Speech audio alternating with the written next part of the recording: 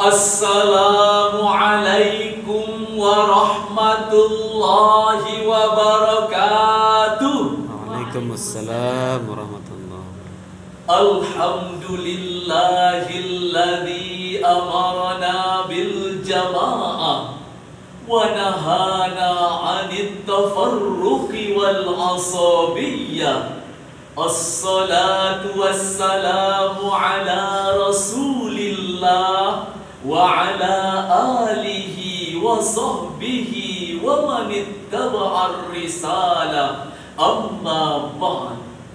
Dewan Hakim yang arif dan bijaksana, hadirin sebangsa dan setanah air yang saya banggakan, Indonesia adalah negara besar penuh dengan keberagaman, mega diversity country, beragam budaya, bahasa, suku maupun agama, terdiri dari 1.340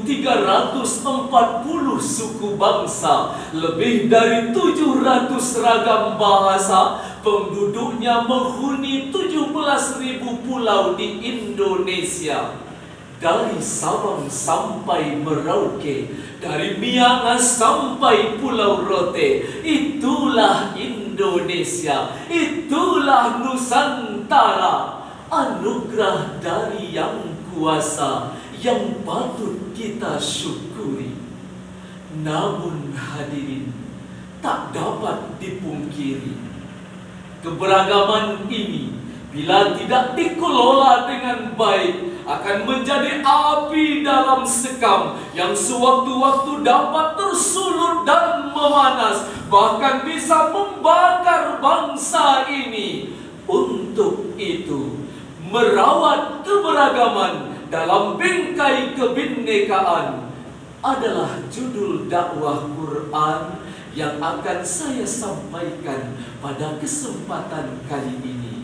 Sebagai rujukan, Al-Quran Surah Al-Hujurat ayat 13. A'udzu billahi minasyaitonir rajim. Bismillahirrahmanirrahim. Ya ayyuhan nasu inna khalaqnakum min dzakarin wa untha waja'alnakum syu'uban wa qabaila lita'arafu. Inna akramakum 'indallahi atqakum. Innallaha alimun khabir. Aku berlindung kepada Allah dari godaan setan yang terkutuk dengan menyebut nama Allah yang Maha Pengasih, Maha Penyayang. Hai manusia, sesungguhnya kami menciptakan kamu dari seorang laki-laki dan seorang perempuan, dan menjadikan kamu bersuku-suku dan berbangsa-bangsa agar saling mengenal. Sesungguhnya orang yang paling mulia di antaramu di sisi Allah adalah yang paling bertakwa. Sesungguhnya Allah Maha mengetahui lagi Maha teliti.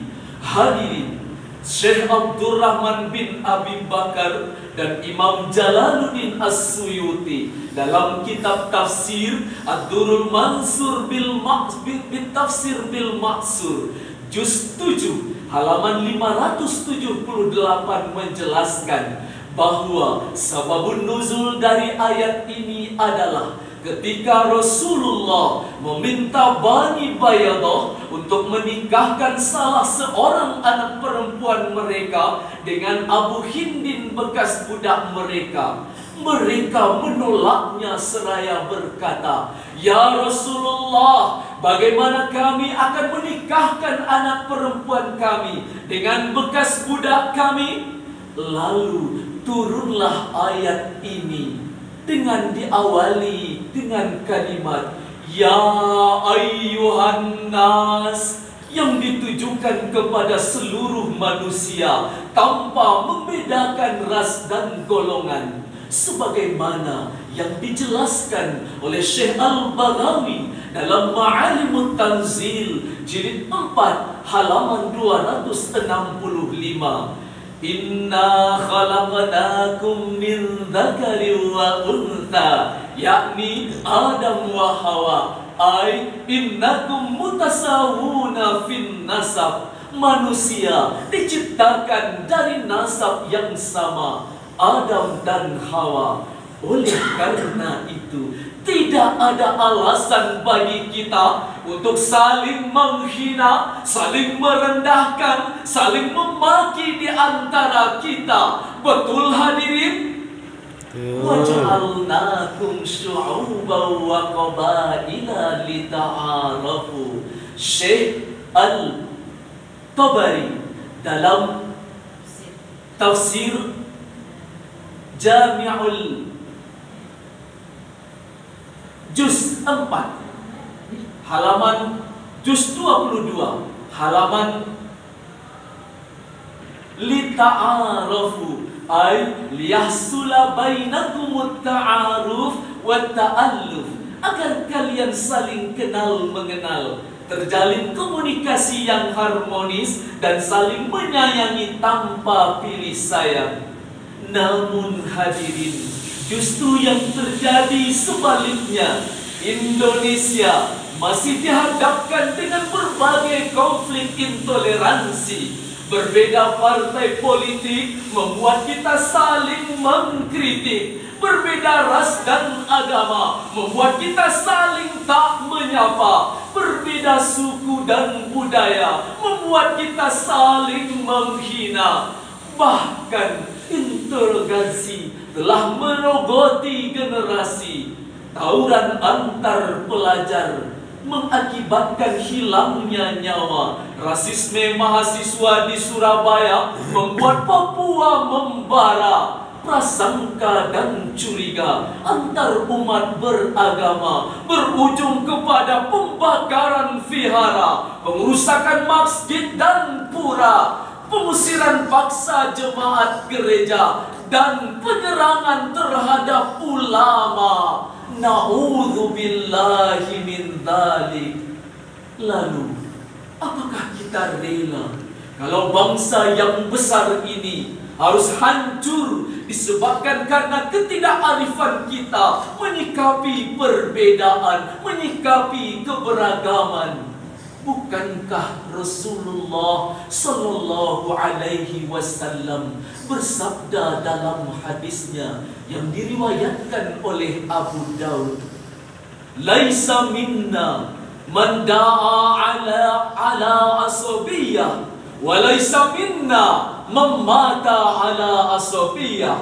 Bukan dari golongan kami orang yang membangga-banggakan kesukuan, dan bukan dari golongan kami orang yang mati karena membela kesukuan.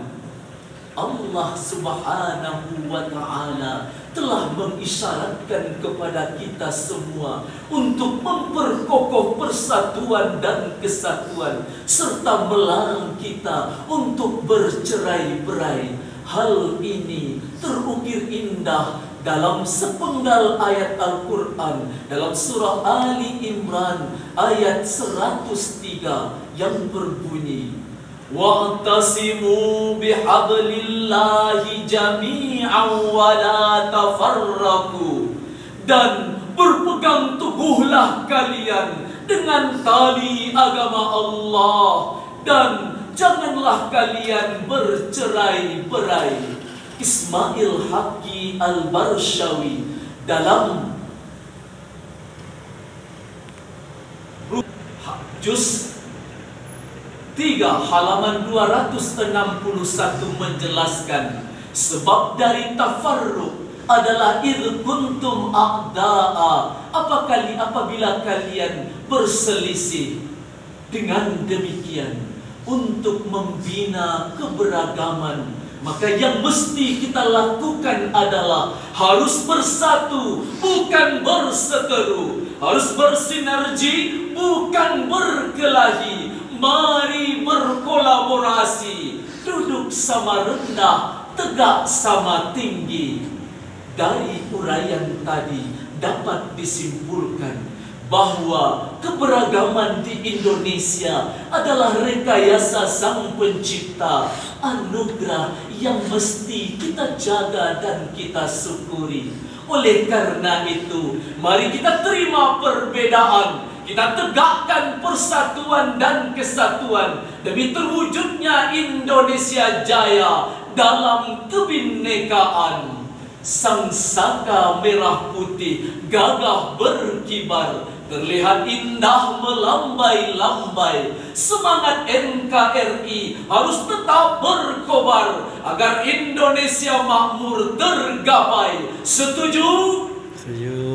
Demikianlah dakwah Quran yang saya sampaikan kali ini.